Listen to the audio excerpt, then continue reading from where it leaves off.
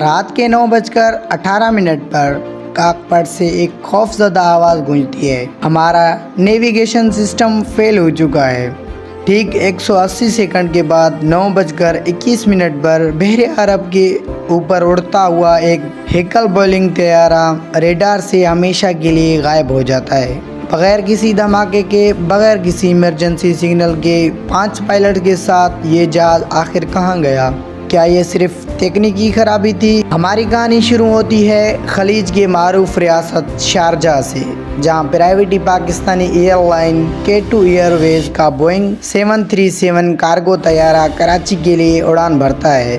طیارے میں صرف سامان ہی نہیں تھا بلکہ ملک کے 5 تجربہ کار پائلٹس اور عملے کے ارکان بھی موجود تھے جو اپنی منزل کی طرف گامزن تھے۔ جہاز اپنے مقررہ بلندی پر پہنچ چکا تھا اور آدھے سے زیادہ سفر پر امن طریقے سے کر چکا تھا۔ پائلٹس کے وہم و گمان میں بھی نہیں تھا کہ اگلے چند منٹ ان کی زندگی کے سب سے بڑے اور آخری جنگ بننے والی ہے۔ وقت تھا رات کے 9:18 پر۔ جہاز اس وقت بلوچستان کے ساحلی علاقے اوماڑا سے تقریباً 155 ناٹیکل میل دور تھا، کھلے سمندر کے اوپر تھا۔ اچانک کاکپٹ سے کراچی ایریا کنٹرول سینٹر کو ایک پیغام موصول ہوتا ہے۔ پائلٹ کی آواز میں تناؤ تھا۔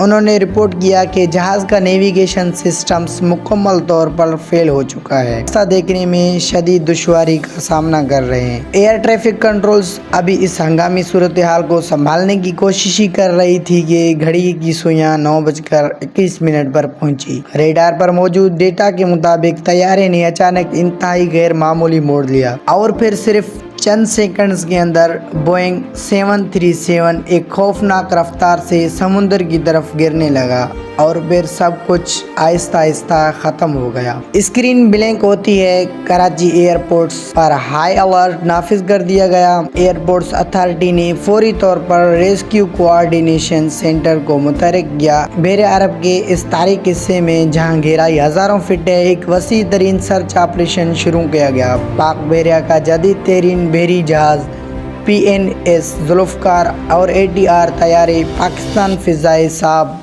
سروس لائنز طیاروں کے ساتھ مل کر اس لاپتہ جہاز کا سراغ لگانے کے لیے رات کے اندھیرے میں نکل پڑے۔ لیکن کھلے سمندر میں سوئی تلاش کرنا اور رات کے وقت ملبہ ڈھونڈنا ایک انتہائی مشکل ترین مشن ہے۔ جیسے ہی خبر میڈیا پر آئی، ہوا بازی کے ماہرین میں ایک بیس چڑھ گئی۔ آخر صرف 3 منٹ کے اندر ایک بڑا مسافر کارگو جہاز اس طرح کیسے گر سکتا ہے؟ ماہرین کے مطابق نیویگیشن سسٹم کی خرابی پائلٹس کو اندھیرے میں بالکل بلائنڈ کر سکتی ہے، جس کے بعد پائلٹ یہ سمجھنے سے قاصر ہو جاتا ہے کہ جہاز اوپر جا رہا ہے یا نیچے آ رہا ہے۔ اس کیفیت کو اسپیشل ڈس اورینٹیشن کہا جاتا ہے۔ کیا بلیک باکس ملنے کے بعد اصل حقیقت سامنے آ پائے گی؟